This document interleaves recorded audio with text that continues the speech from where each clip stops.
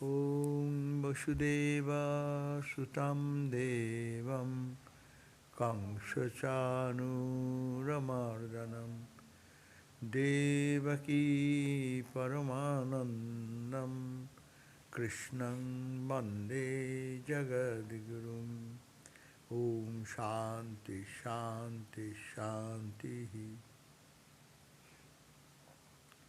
We salute Bhagavan Krishna, the son of Vasudeva, who is the destroyer of the demons, Kamsa and Chanura, most dear darling of the mother, Devaki, and the great Guru of the world and the lover of the universe. We salute him again and again. Om, peace, peace, peace be unto us. So we are today starting the chapter 13 of book number 1.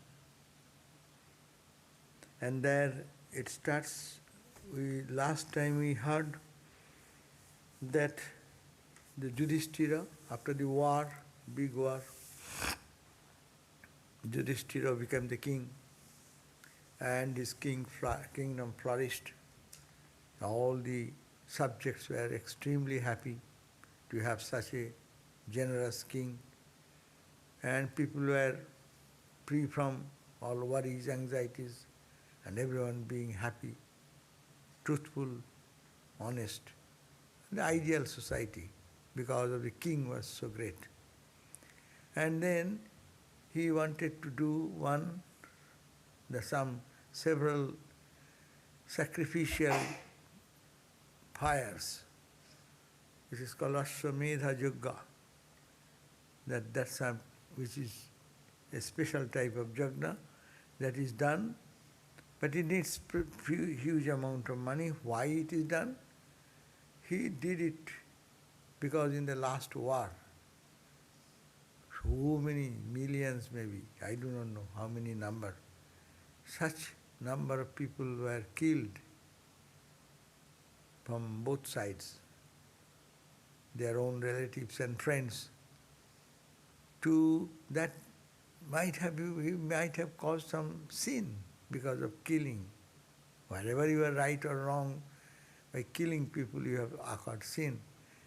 To get out of that sin, he performed three great yajnas, and there he invited again the Lord Krishna to join them, and Krishna joined, and now with the request, Krishna stayed for some time with the 5 brothers and their kingdom, and now he is taking bidding bye from the 5 brothers, going back to his own kingdom in Dwarka.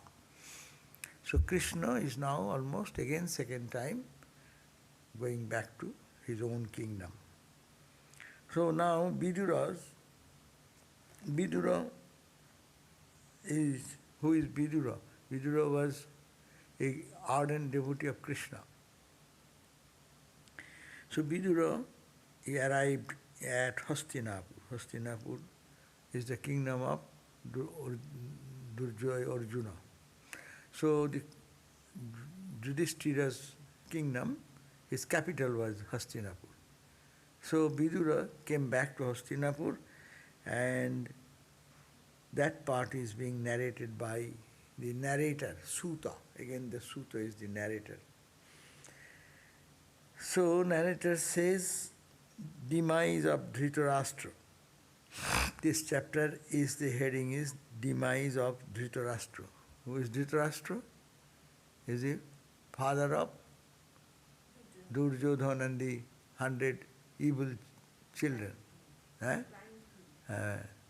And he was so much a good guy, but so much blinded by the affection for his own son's doings. Whatever he does, he cannot say no to that. That was as if he was so crippled. So that Dhritarashtra, how he passed away. This chapter will relate to that. The Sukha then, this narrator says, what narrator says?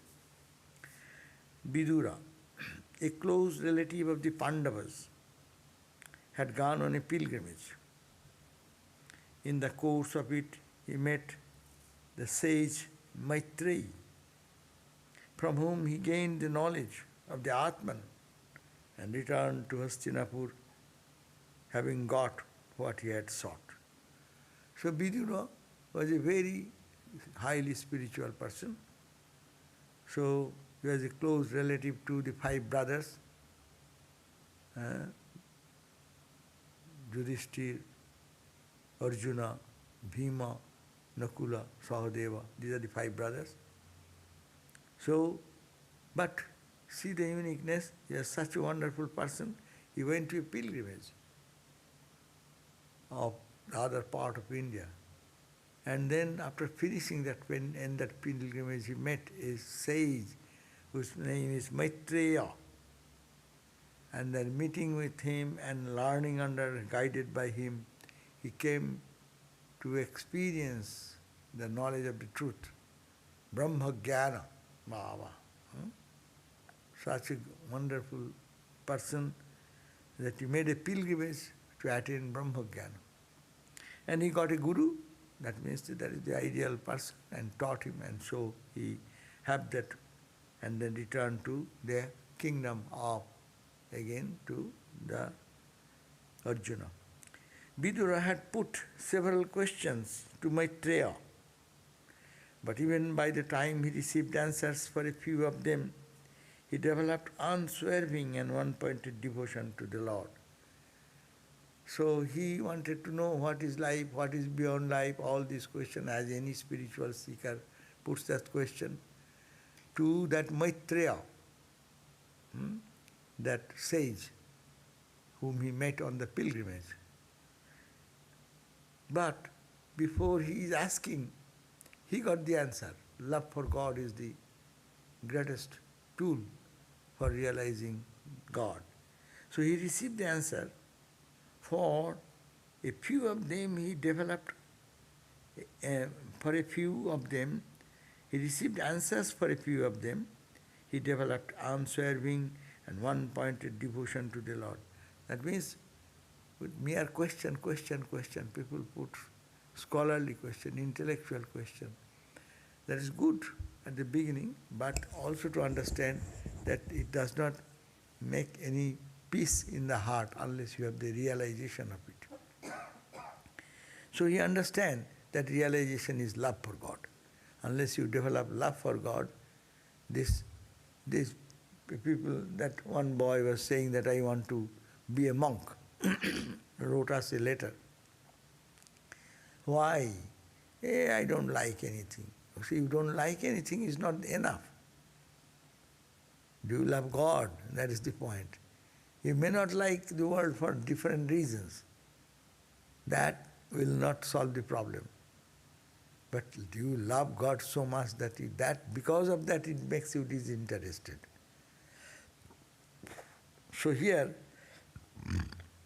that same question, he developed that key point, that love God. So he developed that. Having thus achieved the end of human endeavors, he was not interested anymore in answers to his other questions. So first we have so many questions, this that question.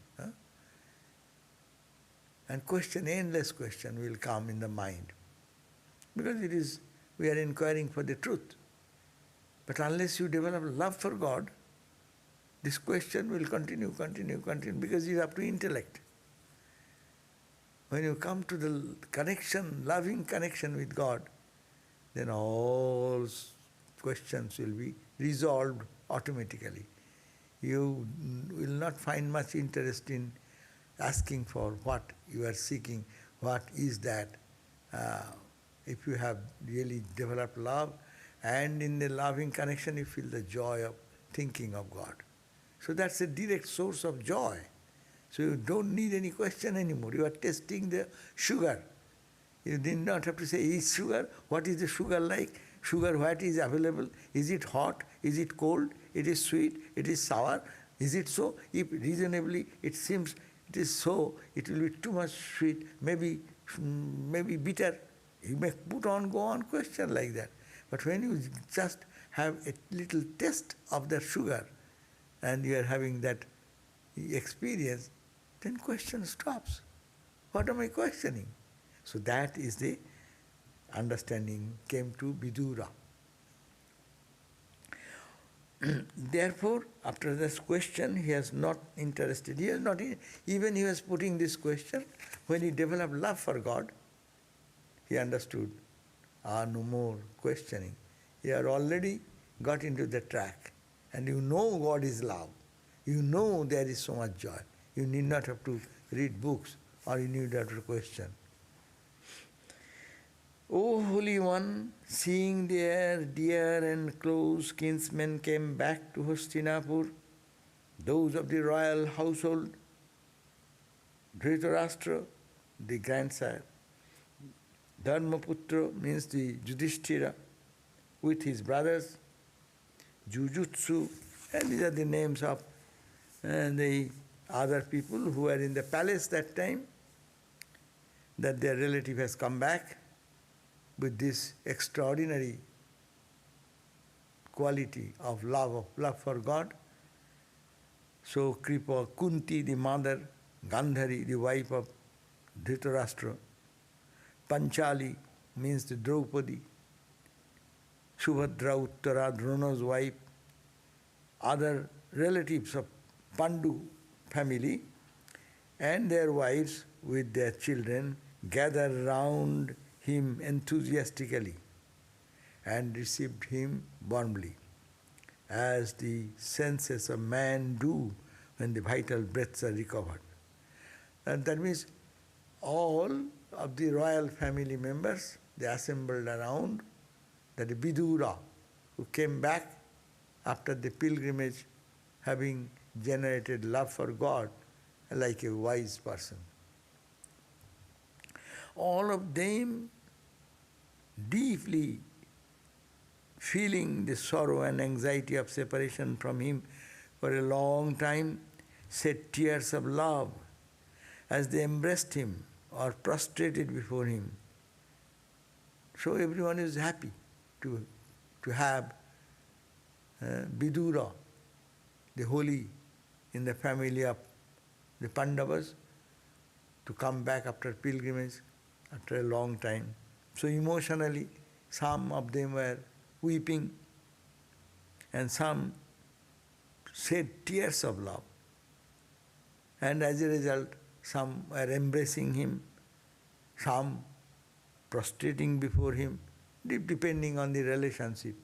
What is the type of, if you are a junior in India, junior salutes the senior. So friend hugs the friend.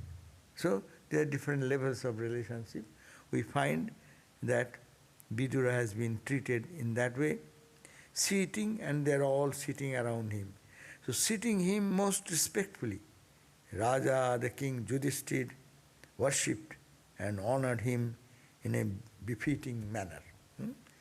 That means, as with great respect, great honor, the Judhisthira, the elder brother of Arjuna, treated this Vidura with due respect and honor. After he was fed, rested, and comfortably seated, then Judhisthira, with his head bent in humility, asked him in the hearing of all. So, Yudhisthira, the king then, now the king, he then after feeding this Vidura and allowing him to take rest, and after that, comfortably he seated, and the king then put this question with humility, asked some questions. What are that? 8th verse, verse number 8 on page 56. Do you remember how we are brought up under the shadow and care of your protective wings as chicks of the mother bird? Vidura was an elderly person in the family, and he had so much love for God and sincere asking that he went for pilgrimage in seeking the truth. And after attaining that, he came back. So Judhisthira said that when we are kids, how you looked after us with much love and affection, like a mother, care of your protective wings, as the chicks are protected by the mother bird. Like you are like mother, you took care of our early days. Recall how we, with our mother, were saved by you, time after time, from poison, fire, and other dangers. Because Duryodhana always applied these tricks to kill the 5 brothers by poisoning sometimes, by putting them into a room which is made of wax, to burn it so that they will be burnt alive. They do not know it looks like this, but it is made of wax. So that's why he is saying that, Vidura, you recall how we, with our mother, Draupadi, Kunti, Mother Kunti, with wife and 5 brothers, Draupadi the wife and Mother Kunti, how you, as a wise guardian of us, saved our life. Saved by your time after time from poison, from fire and other dangers. Because Duryodhana is always making a trick, how to kill them, how to kill them. Many evil tricks they took, and these are the fire, putting to fire, then putting to in difficult situation. Incognito, they will have to live for 14 years. And so in those odd periods of time, you, like a mother, protected us, guided us. So how did you, 9 and 10, how did you support yourself during your wandering all over the world? My question. You went as a pilgrimage, being a royal family member. How you went to the world and wandering days, how do you spend your days? Which holy rivers and centers of worship did you visit? O great one, God lover like you, having yourselves risen to the height of holiness, sanctify the holy places you visit by bringing the presence of the Narayana who resides in you. He is saying that where did you go wandering in the different places of pilgrimage? To which places you visited? Which holy rivers? India is full of, anywhere you go, it is holy of holy rivers. Ganga is holy river, Jamuna is holy river. Therefore, what are the other rivers? Saraswati is another holy river. These are all sanctifying. So, how you wandered around yourself and how you supported yourself, by begging food, or how did you do that? And now, O great one, out of love for God, you became a lover of God. So, you have raised yourself, because of your love for God, you have raised yourself to the height of holiness, because you have become holier. So, and holy people, the beauty of holy people is this, that wherever they go, they make the place holy. As a bad guy going any place, they make the place a dirty place, no? So similarly, holy place goes, wherever they sit, wherever they live, that place become holy. No? Ramana Maharshi made the place, that hill, mountain top, it's a holy. How? His holiness made the place holy. Ramana Ashrama. Na? say Dakshineshwar. Ramakrishna came and he lived there because after God realization, when he lived, that holiness made the place holy. Now people from all over the world now going to holy place. Say South Pasadena, we go to South Pasadena. Why?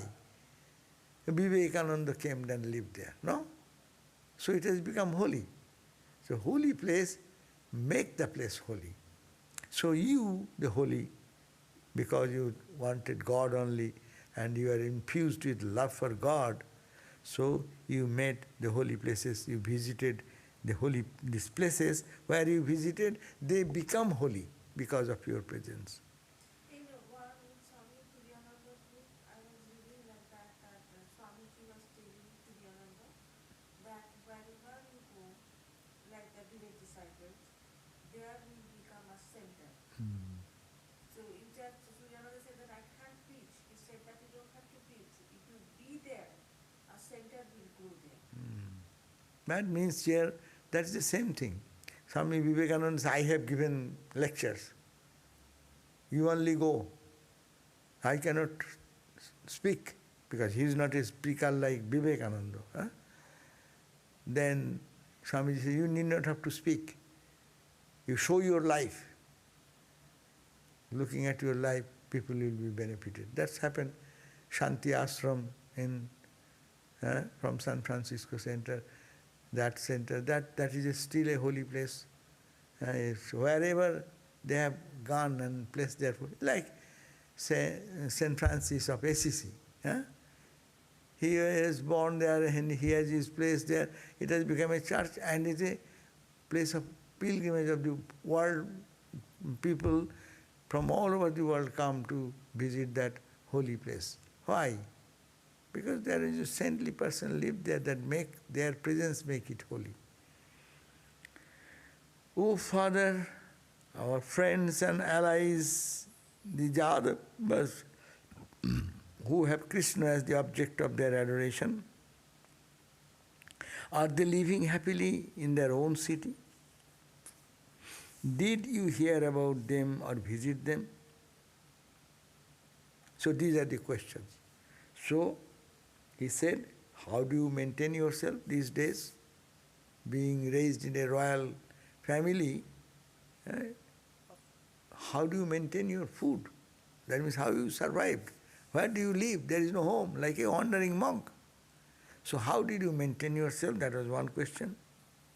And how many holy places you visited? And your places of visit that make them, those places, pure. Because you are carrying Lord Narayana in you. And you are like our uncle, oh Father. Our friends and allies, those who joined the Judhisthira's group, the whole India was divided into two groups, no? One joining with the Duryodhana and another party joined with the Arjuna's group. So, those who joined with us, those who are allies, what you call? Allies, that means the allies, no? They are allies with us. So you have visited on your pilgrimage. How are they doing? Are they keeping well? Are they happy? Because all of them love Krishna, that's why they joined in our party. How they are doing? Are they living happily in their own city? Did you hear about them? Or did you visit on your journey? Now, to Dharmaraja, who spoke thus, Vidura narrated all his experiences except the news of the destruction of the Jadava clan.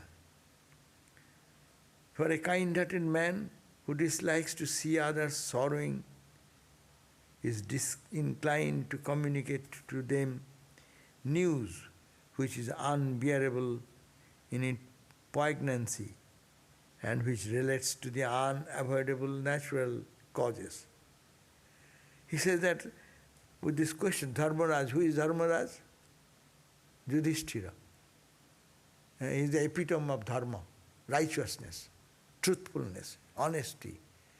Though he was a king, though he was a warrior, but he has these great values. So he is called the Raja, the king among others who follow Dharma.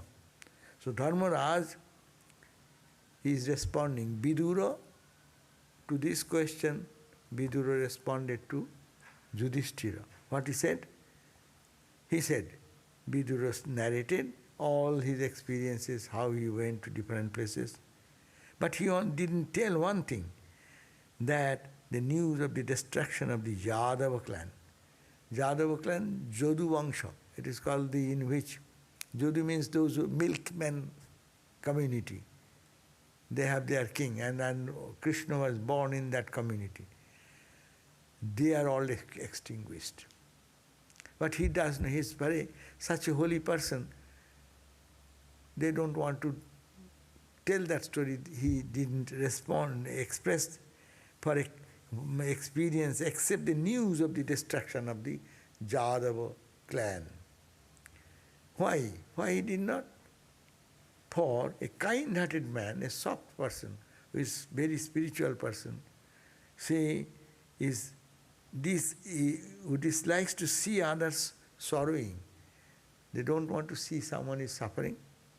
And disinclined to communicate to them the news which is unbearable in its poignancy and which relates to unavoidable natural causes. No? To tell all these people, they will be very sorrow to know that Krishna was born in that clan of the milkman community. They are all destroyed. Because out of softness of their heart, they don't want to give the news which hurts others even. He then spent some time there happily, highly honored by all alike, a god, and devoting himself to the spiritual instruction of his elder brother Dhritarashtra. So, what he did, this Vidura then stayed in the kingdom of Yudhisthira for some time, being honored very highly, like God itself, no? And he, staying in that place, is a spiritual person, so he devoted in his devotional and spiritual instructions of the elder brother Dhritarashtra. And devoting himself to the spiritual instruction, he started giving advice to the Dhritarashtra, the blind king.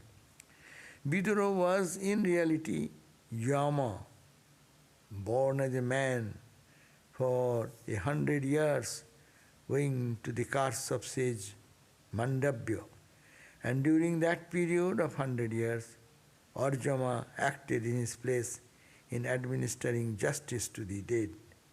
So he said that Vidura was not an ordinary person, he was the Yama, the god of death, reborn in this way. So these are all big stories will be behind that, and I also do not know, but that is the background. He is not ordinary, that's why his presence was extremely auspicious to others. Now, Dhritarashtra departs. Now, blind king, he will give up his life, how he will be giving up the body. So that description is coming from verse number 16. So 16 verse says, after his restoration to the throne, Yudhisthira and his brothers, who were as powerful as the guardians of the quarters, lived in great happiness and prosperity. He had also the pleasure of seeing the faces of a grandson who would continue his line. Okay, that means this is talking about Judhisthira. Judhisthira then ruled the country with his brothers, 5 brothers, and they are powerful. Powerful in the good sense. Powerful as like the guardians of the quarters. In Hindus believe that there are everywhere God. So eastern side, there is one God to guard, the eastern side. Like military force. Similarly, spiritual force. So, as like the guardians, they are protecting the east, west, north, south, all directions. Lived in great happiness. They were happy and they made the people happy. And prosperity. And here also the pleasure of seeing the faces of grandson. That means this Abhimanyu is the grandson. So they got the chance of seeing birth of the grandson who would continue his line. Many years thus passed unnoticed, as it happens with people attached to home and family, and grown heedless because of engrossment in their worldly affairs. None indeed can overcome the sway of time. So, they are all happily, the kingdom was continuing and the people were happy. But when the happiness comes, people get attached, no? Happy moment means I am happy. Happy means what? You are engaged in eating, sleeping, friendship, friends are very well, ha ha, hoo. So you, when trouble comes, then we think of God more. When everything becomes all favorable, how many people can continue to think of God? So this is almost the same situation. Many years passed unnoticed, because the happy moments go quickly.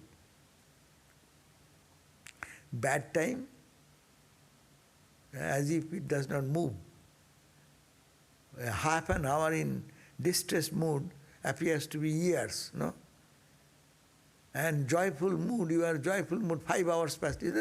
Oh, it has become 5 hours, no? So this is the condition. Many years thus passed unnoticed, as it happens with people who are attached to home and family, and grown heedless because of engrossment in their worldly affairs. None indeed can overcome this way of time. Time sweeps on. As time goes on, it has its consequences, good and bad. Vidura, who was conscious of all this, one day addressed his brother Dhritarashtra. Vidura is the uncle. So uncle of Arjuna, Judhisthira, etc. So Vidura addressed his brother Dhritarashtra, the blind king. O king, bad times are ahead. Leave home and possessions and come into the open. The time spirit as death, whom none can counteract or ward off, is fast approaching all of us. That means we have been happily staying, but our time is ending. A clicking of the clock. So our death is approaching. That is the main point. Death is approaching. Overcome by time, time's inevitable hour, men have to abandon their very life breath. How much you want to keep the body? You will have to give up the body one day. Time is a factor. You cannot stop. As the time clicks on, everyone is born in time, grows in time, then declines in time, dies in time.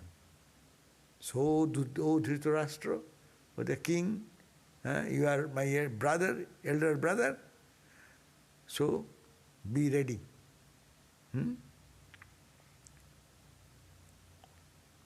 So then what to speak of other coveted things like wealth, possessions? This life will go away. What about this wealth? What about the prosperity? What about the money? What about the bank balance? Gold, jewelry, what is that? Nothing you will be able to take. So, get ready. He is talking to his king, blind king. Look at yourself, Vidura is saying. Look at yourself. Father, brothers, sons and friends have all been killed in your family. Huh? All the 100 children of Dhritarashtra, they are all killed. And all the lineage is all destroyed. So, father, your brothers, sons and friends, fathers have died because of old age. Brothers and your children who were good or bad, whatever they did, in time they are killed in the war and they are gone. In age, also you are far advanced. Now you have become Buddha, old age. Buddha means old age. Your all sons are gone, your all family, and you are the elder person in the society. So, in age, you have all advanced, far advanced. Grey hairs have covered your body. No more black hair.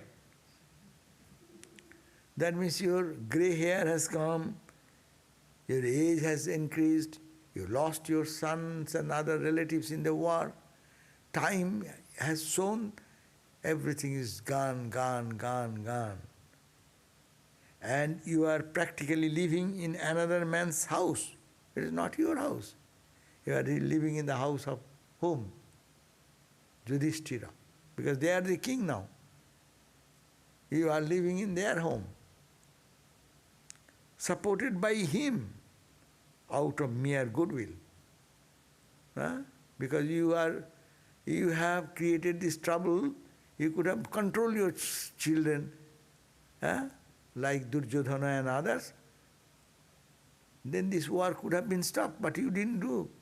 You could not control. And now you are staying at their house, at their mercy, and your grey hair has happened, and still you think you will live. Get ready. Time is up. Wonder of wonders, how strong man's clinging to life is.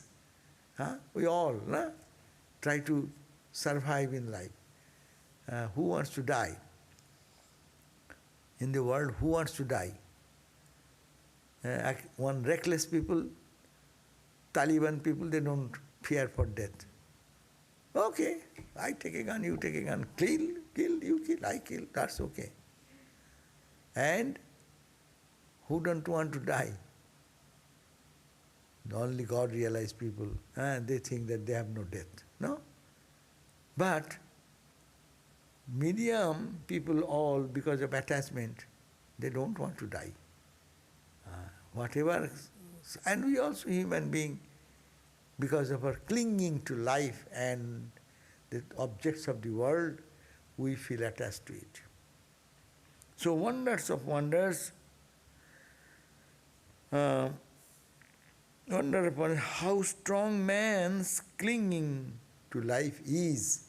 Even powerful people, but cannot give up the attachment to the body and mind and money and wealth and prosperity and all this name, fame. When you die, what name? Look at that. How many great people with great fame, great name, gone in the past. Who remembers, who cares for them? Do you remember their name, their glory? Only in course of discussion or studying the history, people may say, oh, that was a king, there is a bad king, good king, this, that. How many, Hitler came, Hitler went, how much trouble created in the world, but gone. Time is such a killer of everything.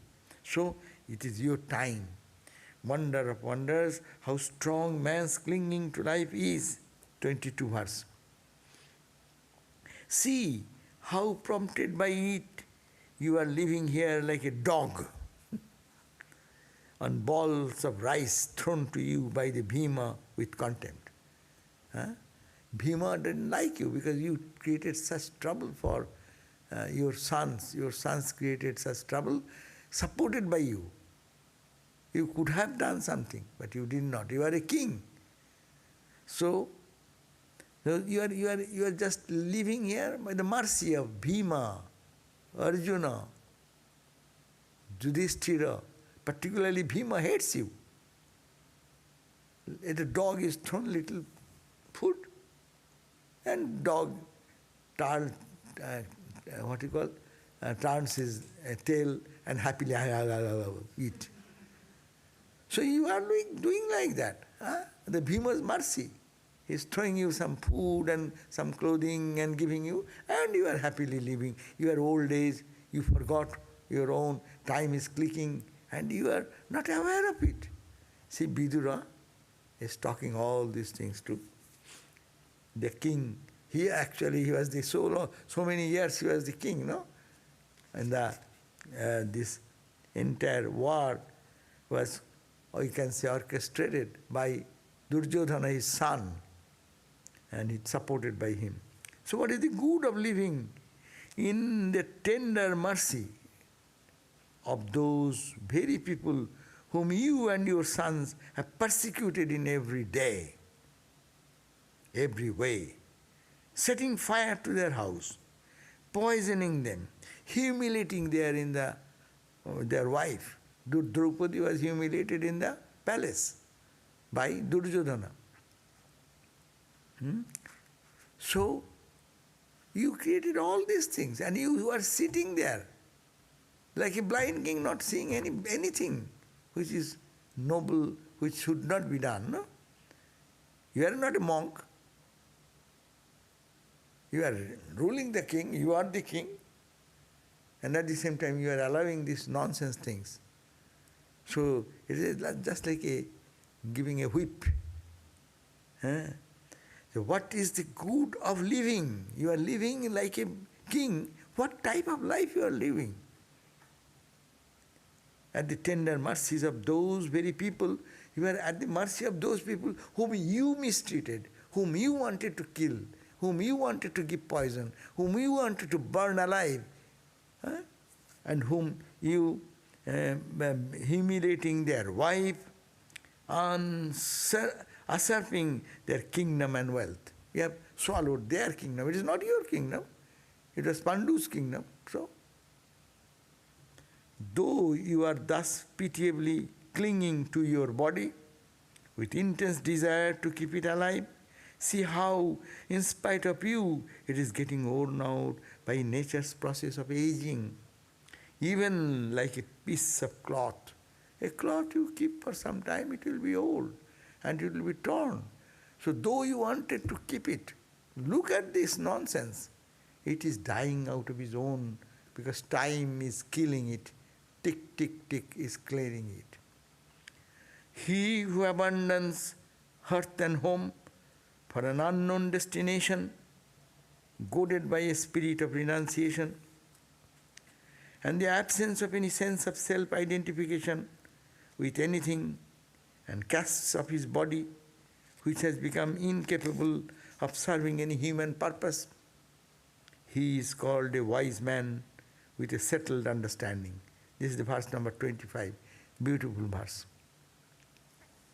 And the life's purpose, no. What is it?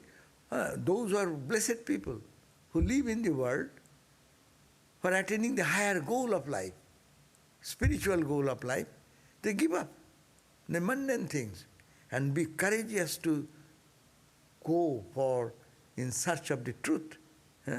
And absence of any sense of self-identification. They don't have their ego to be in the world and rule others and control others, no?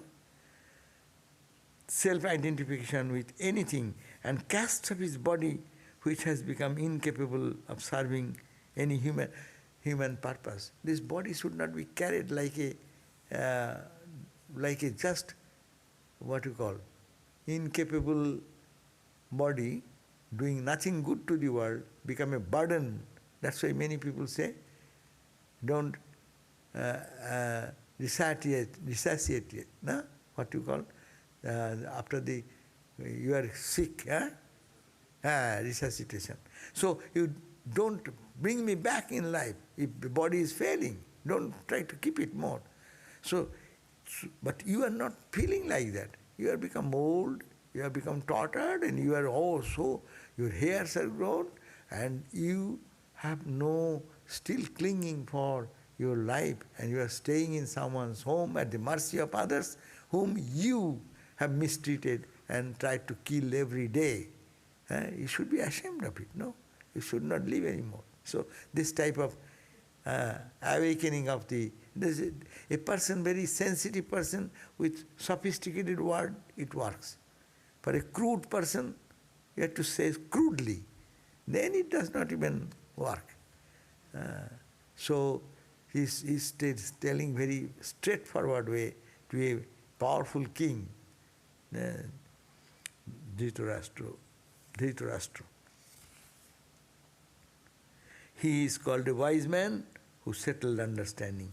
Now, he is the best among men who, having installed Hori in his heart, wanders forth from home, armed with renunciation and self-control born naturally in himself or by the advice of others. Probably you will not get much stories of any other country that the kings are talking about, giving advice to the king about renunciation. No? Where? Do you find the Greeks are talking about in that vein? The Greek kings are being given the advice, hey, your body is becoming old, why do you go with a sword in hand to kill others, conquer others? Life is short, pay value to the important.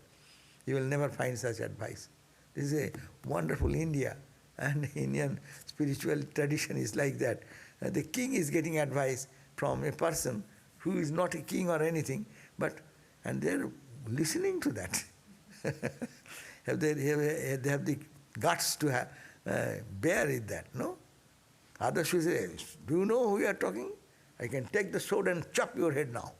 You dare to tell me like this? So now who is the best man in the society? He is the 26th verse. He is the best among men who, having installed Hori, that means carrying, feeling that Lord is in my heart. With that spirit, wanders forth from home to home. He is like a beggar, homeless.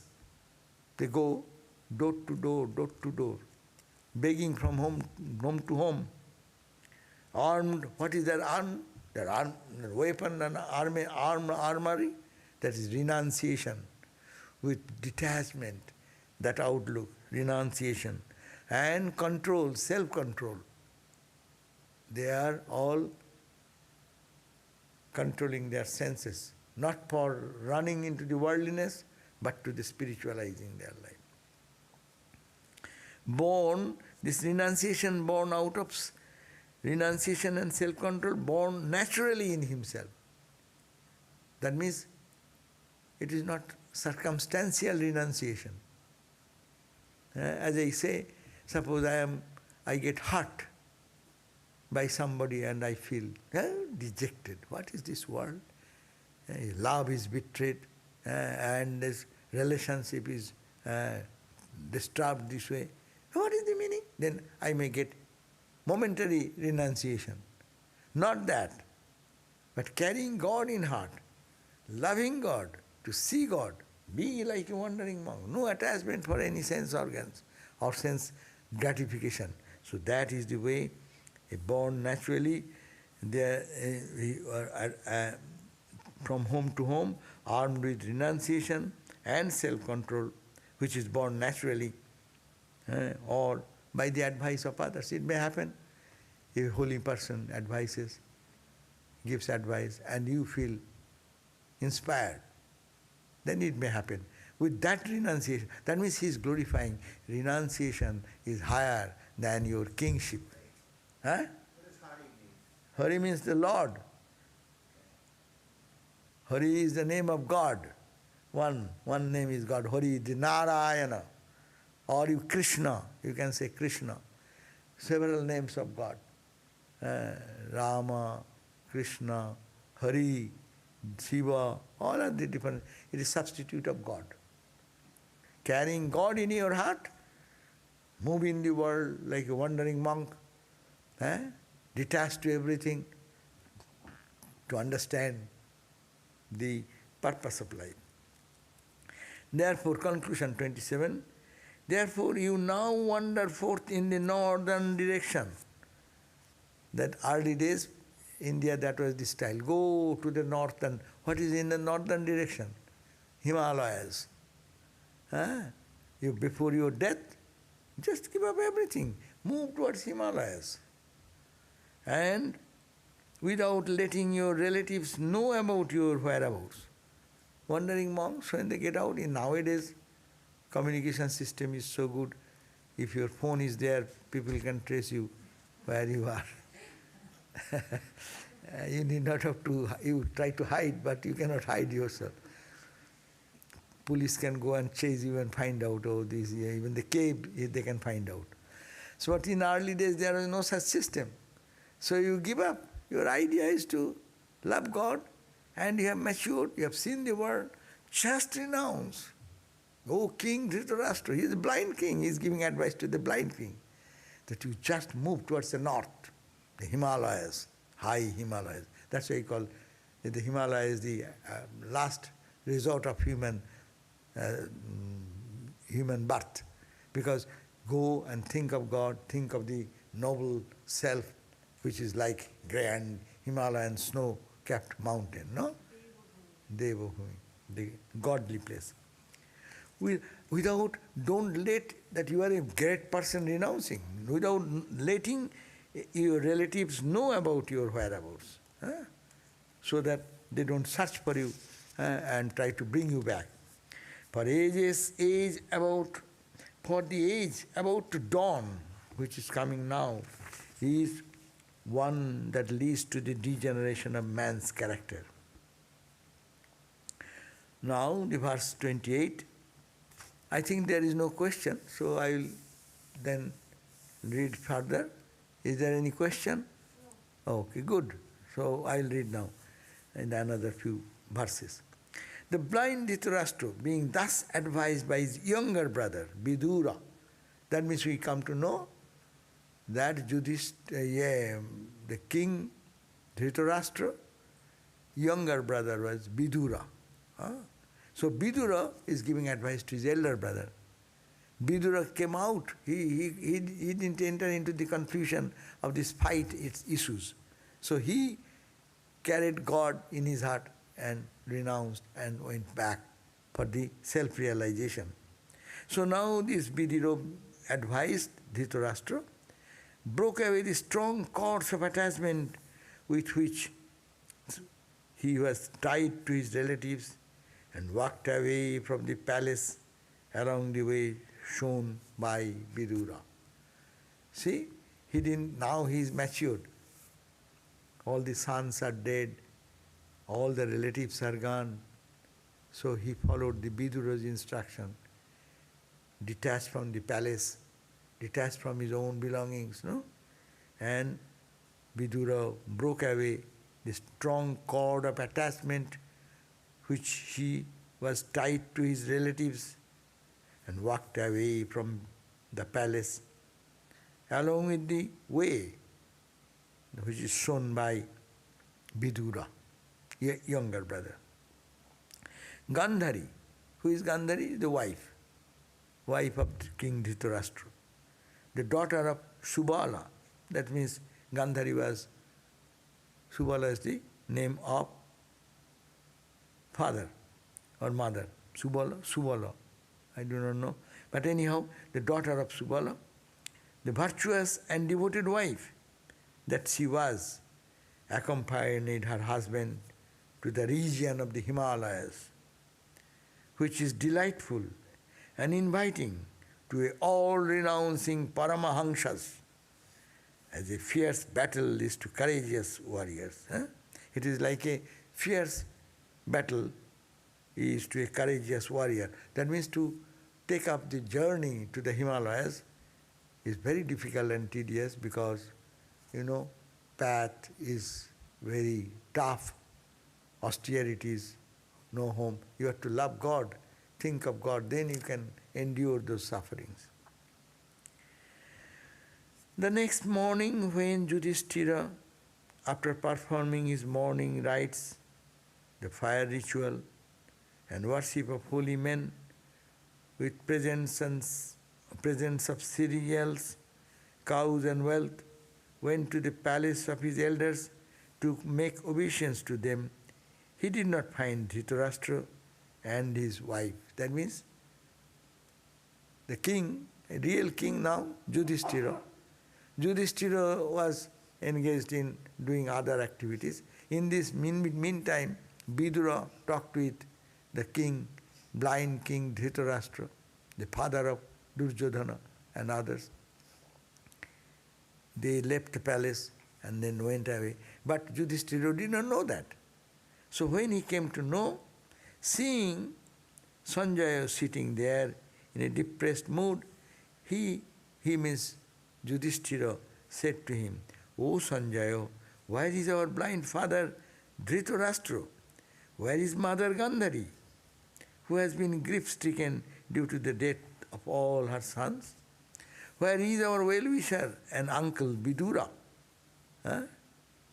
That means Vidura didn't only give advice, he only inspired the king Dhritarashtra to follow him, and he was guiding them to go to the Himalayas. Where is our well-wisher and uncle Vidura? Has the worst happened? Have they, out of resentment for anything that a slow-witted person like myself might have unconsciously done, drowned themselves in Ganga in their present mood of extreme grief for the death of all their near and dear ones? That means he is blaming Yudhisthira being a good guy. Did I do anything wrong?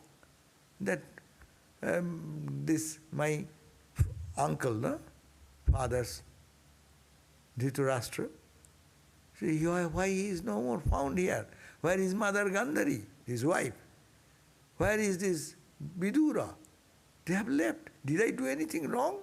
They abandoned me and went into somewhere else to drown into the Ganga, stream of Ganga. Where has our uncle Vidura gone? The uncle who befriended us and protected us after our father Pandu died, leaving us helpless children. So this was the question. Then Dhritarashtra put that question.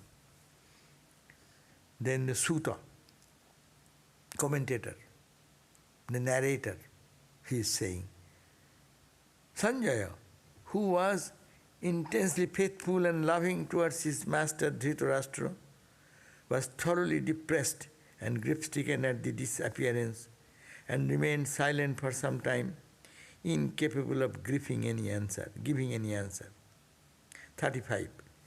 He then burst aside his tears with his hands, somehow exercised sufficient control over his feelings, and then began to speak to Dharmaputra, who with his mind always dwelling over his lost master. So here he is saying that Sanjaya, you know the Sanjaya, in the Gita we find Sanjaya Uvacha. Sanjaya was the narrator. He was sitting in the palace and telling the king, blind king Dhritarashtra, what is happening in the war. Like a narrator in our television. You see something and narrate. So those days something was there. Krishna gave him this special power. So he could see what is going on and narrating that.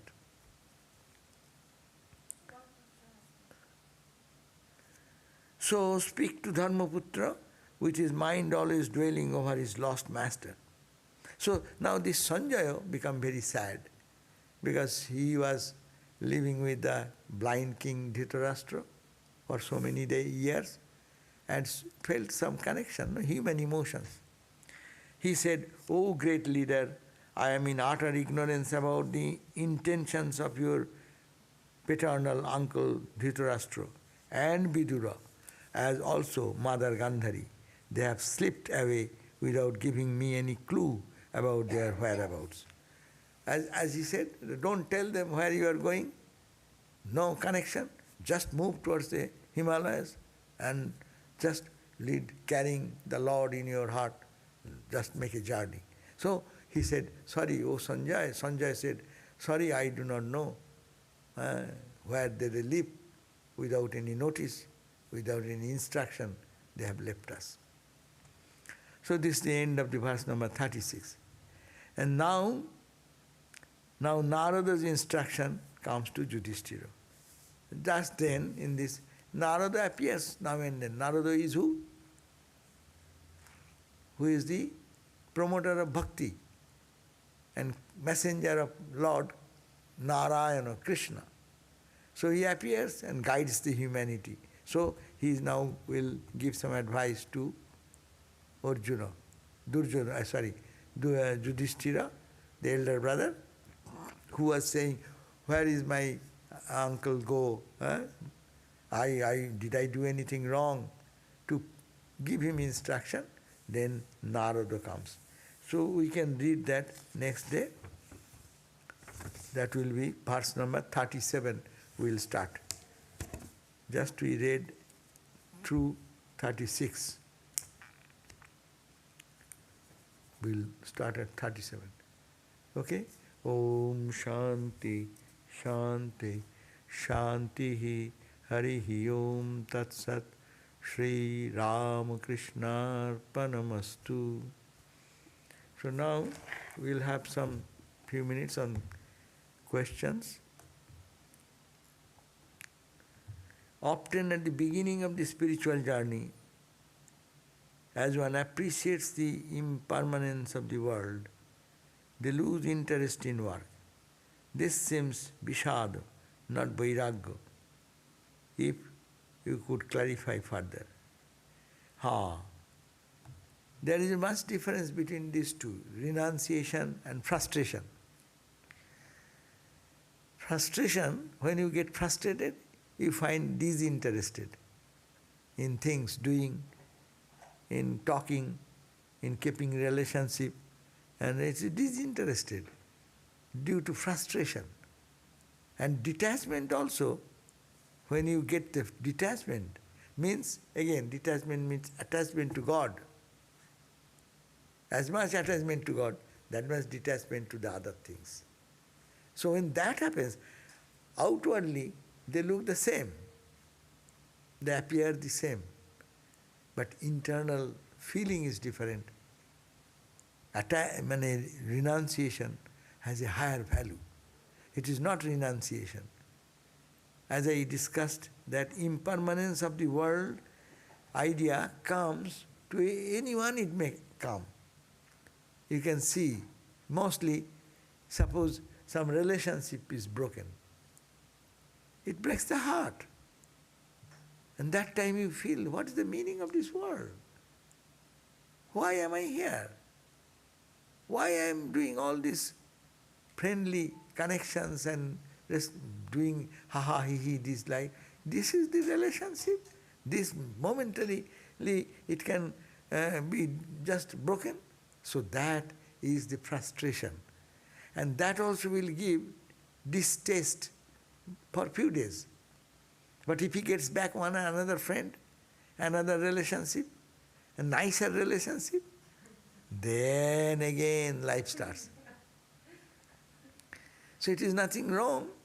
It is nothing wrong, but this is not renunciation. It is out of frustration.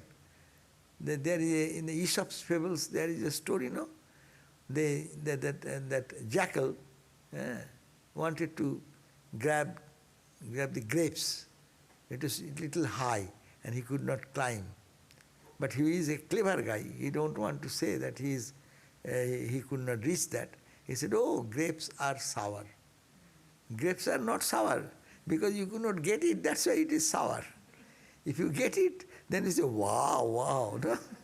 So that is the point. This is the distinction between proper renunciation versus that which is lose interest in the work and other things because of frustration. That's vishada means frustration. That's why you have used the good word vishada, not vairagya. See why the Gita started. Duryodhana declared the war. So Arjuna, what he said that what he felt, that he wanted to give up everything and want to be a monk, as you read the Bhagavad Gita. And he said, Krishna, I don't want to fight and to kill these people. But Baba, you have made a plan for so many years. Because it's unjust, I am a king, I'll have to fight out for truth and justice. No? Now, out of fear or out of attachment, seeing the army, in the army, the faces of your own cousin, own uncle. So then the inner feeling of attachment and weaknesses, they arose in the heart. And then he said, I am not going to fight. Even I am being killed. I will be killed. That's okay. That's better. But I don't want to kill anyone. Huh? Oh, that is called Vishada, despondency, depression. That's a depression.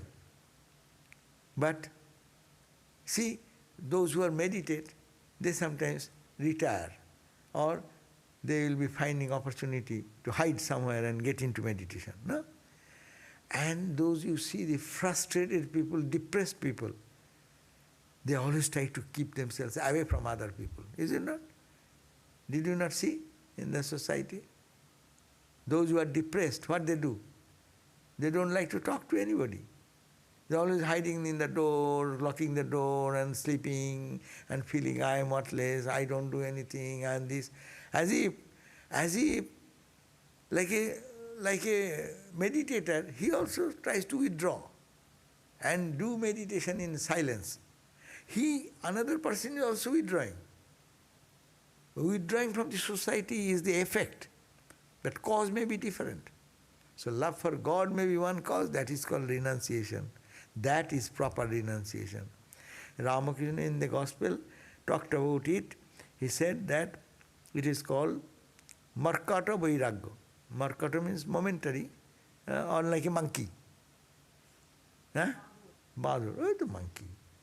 What is Badur? Monkey, they live in the forest. Okay, what is Badur? Oh, monkeys. That's what I'm saying. I said that. So the monkey Vairagya. Monkey does not do anything sitting, but watching what you are carrying. If you have some eatables, then he is watching, and suddenly jump and snatch and eat. So that is the monkey. Markata, momentary. It is not real, genuine love. So love for God should be the factor. That is the distinction between that which comes without that. Oh, again another question, follow-up question. A person with great vairagya, is he or she is in more joy than a regular person? Is that the bliss of Brahman? No. A bliss of Brahman, yeah. The question you got, that a person with great renunciation, vairagya, is he or she in more joy? Of course he is in more joy. Who have detachment from the world and love for God, they are the happiest people in the world. They close their eyes, they find joy within. They open their eyes, they see the presence of God everywhere. No? That is the highest joy. Real renunciate people, because they are not attached. Vairagya means detachment. Detachment is a negative term, but detachment, real genuine detachment is love for God. As a result, detached to the world. So that type of people attains more joy than a regular person, of course. And is that the bliss? Yes, it is. Every joy you get, it is a bliss of Brahman. But it is not the ultimate. Vishayananda, we talk many times about this. All ananda or bliss is the bliss of Brahman. When it comes to the level of Vishaya, sense organs, then it is called Vishayananda. When it comes to practice of spiritual discipline and singing and bhajan, it is called bhajana ananda. And when it beyond that you get intoxicated and merge there, that is also ananda of same Brahman. It's called Brahmananda. So it is everywhere, every ananda is a spark of that Brahmananda. But of course that is a higher ananda rather than who tries to find the attached joys to the senses versus joys minus the senses. There's a higher joy, higher joy. But joy is the same. All is God. God's joy percolating to less layers of clouds are lifted there. When the first layer of cloud is lifted to the Vishaya, the sense objects, then it is more interior joy. So it is deeper joy. So that is the joy. It is the higher than or more regular person's joy. It is a better joy because it remains in your memory for a long time. Sensory joy, when you eat food, you like the tongue likes it, that joy you feel. This is also Brahmananda. But coming through the tongue is higher joy when you think of God, no external object, but meditating on that, you feel the peace in you. This is a higher joy. And then higher joy, when you are totally get absorbed in God, samadhi, that's the joy, Brahma Jnana joy. So these are all joys, but in different flights and different levels. Okay, thank you. So we'll meet you maybe at the 7:30 again, and thank you for joining online. Om, peace, peace, peace. Shanti, Shanti, Shanti.